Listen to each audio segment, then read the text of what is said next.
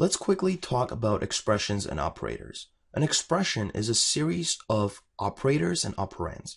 Now, operators are symbols that represents an operation, and operands are basically inputs for the operator.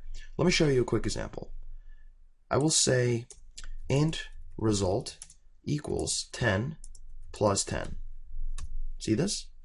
We already know how to declare a variable. We say first the type of the variable, then the name of the variable, then we have our assignment operator. I will go over that in a little bit as well. And then we have our value. But notice that in this case, we don't have a single value. Instead, we have an expression that gets evaluated down to a value. Now let's look at the formatting of our expression. First, we have our operator, then we have the operands. So in this case, it's an additive operator, and then we have operands for it. And this gets evaluated down to a value, which then gets stored in our result variable that is of type int. One question might be, what is evaluation? And evaluation is basically applying the operator to the operands in a proper sequence to get that single value. I guess the next question would be, what is this proper sequence? And there's a very good question, but I will answer it in the next couple of videos. But for now, just know that that proper sequence is called the order of evaluations. And the order of evaluation is what we use in order to evaluate the expression and then get that result that we want, which we are going to store inside of our variable. Now, another thing to know is that we can have much more complex expressions. And the way we do it is by attaching an operator to it. So let's go ahead and say minus 100. Basically what we did is we attached another operator, and this operator needs two operands. Once again, it has this and it has that. We can make it even more complex. We can say plus 1000, right? This also has its operands on the left side and on the right side.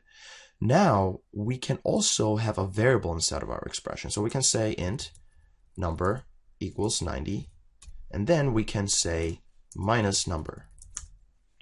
So as you can see, we can also have variables that already have a value, and we can have those variables within our expressions.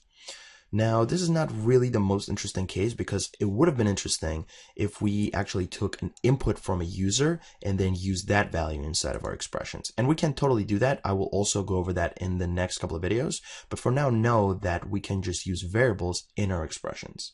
Now, one other thing to know is that there are a lot more operators out there. And the reason, once again, I didn't show you all in this video is because, once again, it will be very boring for you to watch that. But second, it's much more important to understand the concept behind it.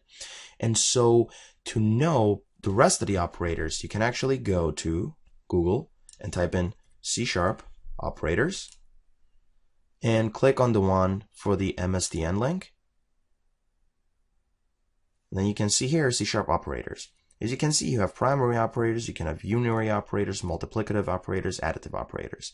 One thing you'll notice is that some operators require one operand, others require more, but it's exactly the same idea. The operator gets applied to the operand, and then you get a single value back. So in summary, we've learned about variables, which allow us to store data, and then we've learned about expressions, which allow us to perform operations on data and then get a single value back, which we can then store inside of our variable.